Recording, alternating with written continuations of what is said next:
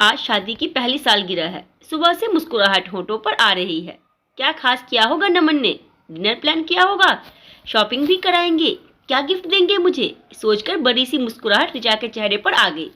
सहायिका के साथ मिलकर फटाफट सारा काम निपटाया, उसके जाते ही चेंज किया और पार्लर चली गई। लौटकर घर आई, अपने खिले चेहरे को देखकर खुद ही मुग्ध हो गई। टाइम देखा, कुछ देर की नींद निकाली जा सकती है, सोचकर आराम से सो गई।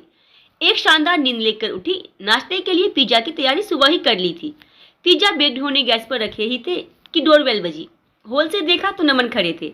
फटाफट दरवाजा खोला। उसका खिला चेहरा देखकर नमन की आंखें शरारत से चमकने लगी। रिचा हंसते हुए बोली, ज्यादा रोमांटिक होने की जरूरत नहीं, पहले मुझे आप प्रोग्राम बताओ। बताता हूँ, पहले कुछ पेट पूजा तो करा दो यार। सब तैयार है, 2 मिनट में लाती हूँ। पिज्जा खाकर कॉफी भी पी ली गई। रिचा इंतजार में कि अब नमन कुछ बोलेगा, पर वो आराम से टीवी देखने में व्यस्त था। रिचा मायूस होने लगी। इतनी मेहनत की, इतना पैसा खर्च किया, पर नमन को कोई फर्क नहीं। सामने चुटकी की आवाज सुनकर चौंकी तो देखा सामने नमन थे। जल्दी से तैयार हो जाओ, डिनर हम बाहर करेंगे। अरे हाँ, तुम्हारे लिए एक ड्रेस लाया हूँ, उम्मीद है तुम्हें फिट होगी। एक पैकेट हाथ में पकड़ाते हुए तैयार होने चले गए। ड्रेस बहुत सुंदर स्लिम फिट थी, रिचा के ऊपर खिल गई। अपने आप को देखकर रिचा मुस्कुरा उठी। इतने में ही नमन आया। कुछ पल तो एकटक देखता रहा, फिर बोला, तुम वादा करो हमेशा ऐसे ही रहोगी। हाँ भाई हाँ, अब चले। दोनों ने एक साथ बढ़िया समय बिताया, एक दूसरे की पसंद का खाना खाया, आइसक्रीम खाई, घूमते घूमते थक गए। तब घर आए, अपनी शादी का एल्बम देख और प्यार में डूबकर सो गए। ऐसे ही प्यार बड़े दिन बीतते जा रहे थे। अचानक रिचा का जी खराब होने लगा। उबकाइयां आना शुरू हुई। मम्मी और सासू माँ को बताया तो वो दोनों खुशी से उछल पड़ी। सासू माँ तो तुरंत रिजर्वेशन करा के आ भी गई। डॉक्टर को दिखाया गया। खबर पक्की होने के बाद तो नसीहतों की लिस्ट थमा दी गई। ऐसा करना है, ऐसा नहीं करना है। उन आदेशों में भी छुपा प्यार था, जो सुनने में बहुत अच्छा लग रहा था। शुरुआत के दिन कुछ परेशानी भरे होते हैं। पहला अनुभव होने के कारण समझ में नहीं आता। ये समय रिचा की मम्मी और सासू माँ ने बड़ी कुशलता से निकाल दिया। समय के साथ साथ रिचा बेडोल सी होती जा रही थी, जो कि स्वाभाविक भी है। नमन बार बार पूछता, डार्लिंग तुम पहले जैसे तो हो जाओगी ना, एकदम फिट। रिचा क्या कहती, वो खुद बढ़ते वजन, चलने फिरने में दिक्कतों की वजह से परेशान थी। सिर हिलाकर हामी भर देती। आखिर उसके लिए भी तो नया अनुभव है, पहली बार ही वो भी माँ बनने वाली है। समय पूरा हुआ, दर्द होने पर हॉस्पिटल ले जाया गया। सी सेक्शन से बच्चे का जन्म करवाया गया। कुछ दिन तो सादा, फिर खूब मेवे से भरे लड्डू, पंजीरी और ना जाने क्या क्या डिश बनाकर उसे खिलाई गई। 3 महीने में वो फुटबॉल बन चुकी थी। नमन का बुरा हाल, वो दिन रात रिचा के पीछे लगा रहता। बेबी तुम पतली कब होगी पहले जैसी।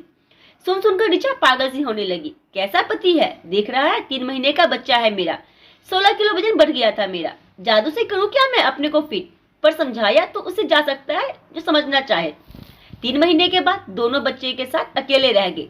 जरूरत से ज्यादा काम का बोझ, मोटापे के कारण सांस फूल जाती। बच्चा रात भर जागता, दिन में भी परेशान करता। सारी दिनचर्या बदल गई। अपने को कैसे व्यवस्थित रखे समझ ही नहीं आता। 4 महीने बीतने के बाद भी रिचा अपने आप को फिट नहीं रख पा रही थी। ना सहेलियों से मिलने का टाइम, ना पार्लर जाने का। बच्ची को कहाँ छोड़कर जाए, ये भी एक चिंता। नमन ने आते साथ फरमान सुनाया, सुनो बेबी, कल जय के शादी की सालगिरह है, हमें चलना है, तैयारी कर लेना और जोरदार दिखना। मुस्कुराता हुआ फ्रेश होने टॉयलेट में चला गया। सुनो नमन, कल संडे है, आप बेबी को संभालोगे तो मैं फटाफट पार्लर में आईब्रो क्लीन अप, वैक्सिंग करवा आऊंगी, हेयर कट भी लेना है। क्या कहा, babysitting? No no no, ये सब मैं नहीं कर सकता। एक संडे ही तो मिलता है, थोड़ा आराम तो करने दो यार। पल्ला झाड़कर टीवी ऑन करके आराम से सोफे पर बैठ गया। गुस्से से रिचा का चेहरा लाल हो गया। उठी, नमन के पास जाकर साफ साफ बोली, मैं पार्टी में नहीं जाऊंगी। सुना तुमने, बच्चा हम दोनों का है, जिम्मेदारी भी हम दोनों की ही हुई ना। अगर तुम सपोर्ट नहीं करोगे तो मैं अकेली क्या क्या करूंगी। एक तो तुम्हारा 24 घंटे का बोलना, दुबली हो जाओ। मैं कितना परेशान हूँ, तुम जानते भी हो। क्या मैं नहीं चाहती फिट होना? कोई जादू है क्या जो चुटकी बजाते ही ठीक हो जाऊं? गुस्से से बोलते बोलते हाँफने लगी वो। समय की गंभीरता देखकर उसने रिचा को सपोर्ट देने की बात कह तो दी, पर दूसरे दिन कामवाली को 150 रुपए का लालच देकर मना लिया बेबी सिटिंग के लिए। पार्टी में रिचा किसी तरह सब मैनेज करती रही। नमन ने पलट कर देखा तक नहीं। रिचा डिनर तक नहीं कर पाई। 1-2 फ्रेंड ने बच्चे को लेने की कोशिश की, पर बहुत अपसेट हो चुकी थी वो। घर आने के बाद भी नमन पर कोई फर्क नहीं पड़ा। आते ही सो गया और सुबह ऑफिस चला गया। रिचा ने एक निश्चय किया, सासू माँ को फोन किया और सिलसिलेवार सारी दास्तां सुना दी। उन्होंने दूसरे दिन ही आने का वचन दिया। शाम को कार पार्किंग में रखकर नमन अपने फ्लैट में पहुंचा। बेल बजाई, दरवाजा खुला, देखा सामने माँ और पापा है। ताज्जुब हुआ, अरे आप लोग, बताया नहीं आने वाले हैं। अरे रिचा, कॉफी पिलाओ और कुछ खिला पिला भी दो, भूख लग रही है जोरों से। सैंडविच की प्लेट नमन के सामने रखते हुए माँ बोली, रिचा नहीं है। सैंडविच खाते खाते नमन बोला, कहाँ गई? आसपास गई क्या? माँ ने गंभीरता से कहा, वो अपने मम्मी पापा के घर गई, हमेशा के लिए।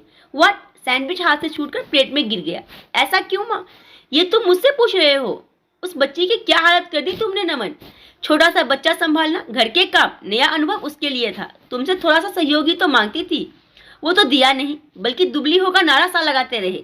जानते भी हो कितने बदलाव आते हैं एक लड़की के माँ बनने के समय, पर तुमको कोई फर्क पड़ा कहाँ? पहले की तरह जीवन जीते रहे। पति पत्नी का प्यार ऐसा होता है क्या? अब रहो अकेले हमारे साथ, क्योंकि वो तो अब नहीं आने वाली। मम्मी प्लीज ऐसा मत बोलो, मैं रिचा और बच्चे के बिना नहीं रह पाऊंगा।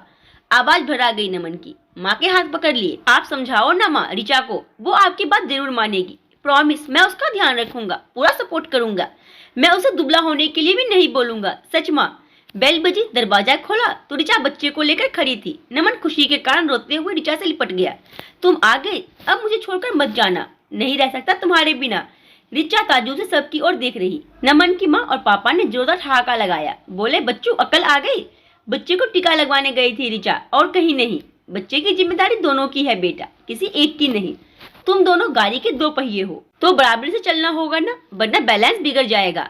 कान पकड़ता हूँ मैं, ऐसी गलती कभी नहीं करूंगा, इस बार माफ कर दो आप सभी। रिचा ने बेटे को नमन की गोद में दिया और मुस्कुराते हुए किचन में चली गई कुछ मीठा बनाने को, क्योंकि आज मिठास भरे रिश्ते की नई शुरुआत जो हुई थी। तो आज की कहानी आप लोगों को कैसी लगी, आप लोग अपने भी कमेंट बॉक्स में जरूर दें। और कहानी पसंद आई हो तो लाइक शेयर सब्सक्राइब करना ना भूलें।